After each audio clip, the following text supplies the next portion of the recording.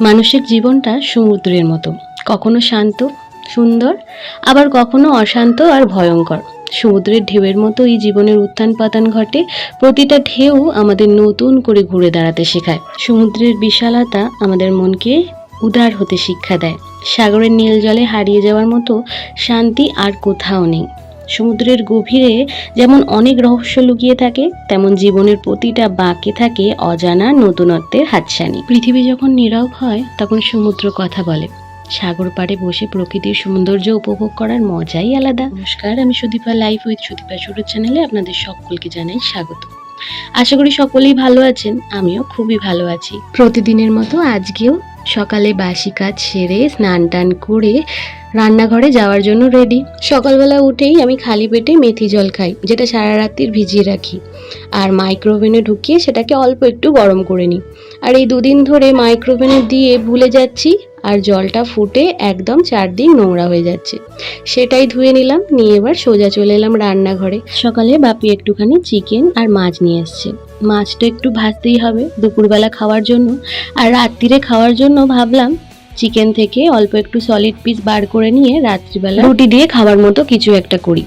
তো সেই কারণেই আজকে করছি চিলি চিকেন। আমাদের বাড়িতে আমার হাতে চিলি চিকেন বাড়িতে খেতে খুব পছন্দ করে, আর খুব একটা রিচও আমি করি না। বাড়িতে সাধারণ সাদামাটাভাবে যেমনভাবে হয় আমি সেরকমই করবার চেষ্টা করি। প্রথমেই আগে চিকেনটা ম্যারিনেট করে নিই অল্প একটু নুন, মিষ্টি, ঝাল, ধনে জিরে গুঁড়ো, আদা রসুন বাটা আর কর্নফ্লাওয়ার দিয়ে কিছুক্ষণ একটু ফ্রিজের মধ্যে রেখে সেট হতে দিই। তারপরেই ওগুলোকে ভেজে নিই। তারপর কড়াতে অল্প একটু পেঁয়াজ, টমেটো, কাঁচা লঙ্কা দিয়ে আর আদা রসুন পেস্ট দিয়ে ভালোভাবে ভেজে নিয়ে ওর মধ্যে দু রকমের বাড়িতে যত রকমের সস থাকে সেগুলো একটু মিশিয়ে দিই। এই যেরকম chilli sauce, tomato sauce, soya sauce. আজকে যেরকম সোয়া সসটা ছিল না, তাই জন্যে দিইনি।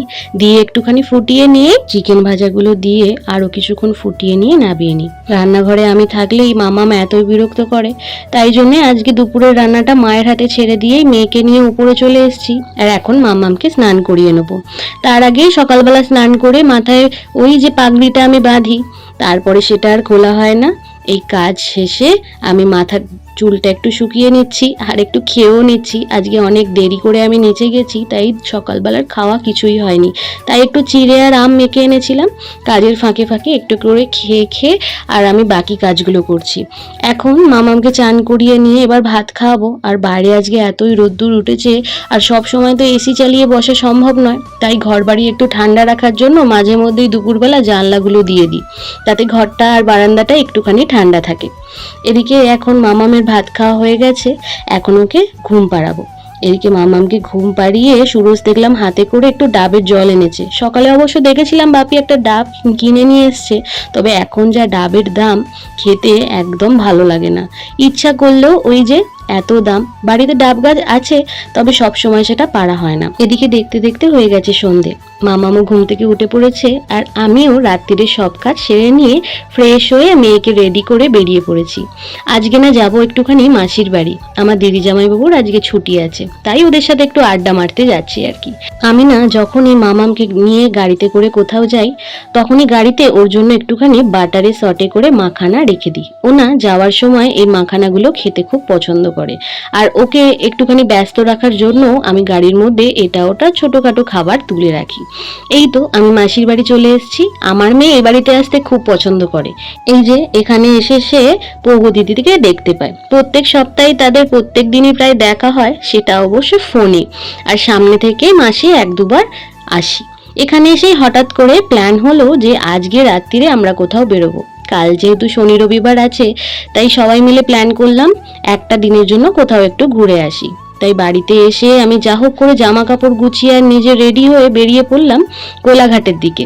কোলাঘাটে এসে একটু চাটা খেয়ে আর একটু ঘুমটা ছাড়িয়ে এবার রওনা দিলাম আমরা সমুদ্রের দিকে। প্রথমে ভেবেছিলাম দীঘা যাব, তবে দীঘায় এখন যে হারে ভিড়, তাতে দীঘা যেতে খুব একটা ইচ্ছা করলো না। তাই জন্য ভাবলাম তার আগেই যা হোক কোথাও একটা ঢুকে পড়বো। প্রথমেই আগে আমরা ভেবেছিলাম মন্দারমণিতে একদিন থাকবো, তবে সকালবেলা উঠেই আমরা অনেকগুলো হোটেলে মন্দারমণিতে ফোন করেছিলাম, তবে তারা কোনো রকম রেসপন্স করেনি। আর প্লাস হচ্ছে অনেক সকালবেলা কেউ ফোন ধরতে চায় না। এদিকে রাত্রির থেকে সকালটা হচ্ছে, সেটা দেখতে এত ভালো লাগে। আমরা বাড়ি থেকে বেরিয়েছিলাম ওই রাত্রির 1টার সময়, আর এখন প্রায় 5টা, 5:30 বাজতে চললো। এদিকে এতই রোদ্দুর উঠেছে যেন মনে হচ্ছে 12:30, 1টা বেজে গেছে। তাই জন্য ওই নিয়েই আমরা হাসি ঠাট্টা করছিলাম। আর মামামও সারা রাতে ঘুমোতেই এসছে। আমরা প্রায় কোথাও বেরোলে রাত্রির বেলায় বেরোনোর চেষ্টা করি, তাতে মামামও সারা রাতের ঘুমায়, ওর খুব একটা ওকে নিয়ে আমার অসুবিধা হয় না। আমরা এখন যাচ্ছি হচ্ছে মন্দারমণি।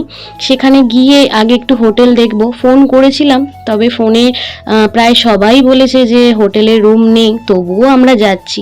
আর এখানে আমার দিদি গাড়িতে উঠলেই প্রায় প্রত্যেকবারই ঘুমিয়েই সারাদিন কাটায়। আর এই বীজটা তো আপনাদের আর চেনানোর কিছু নেই, এটা মন্দারমণির বীজ। সেখানেই আগে প্রথমে গাড়িটা পার্ক করে আমার কর্তামশাই এবং জামাইবাবু মিলে একটু ঘুরে দেখে আসতে গেল যদি কোথাও হোটেল পাওয়া যায় আর কি।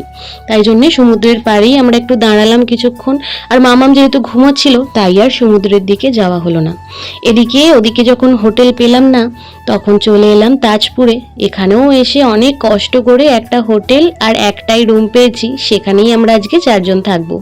হোটেলটা ঠিক করেই আমরা চলে এসেছিলাম সি বিচের দিকে, কারণ সকাল থেকে আমাদের কিছুই সেরকম খাওয়া হয়নি, আর আমার মেয়েরও খিদে পেয়ে গেছে। এখানে এসে দেখলাম দীঘা আর মন্দারমণির থেকে এখানে লোকজন খুব কম।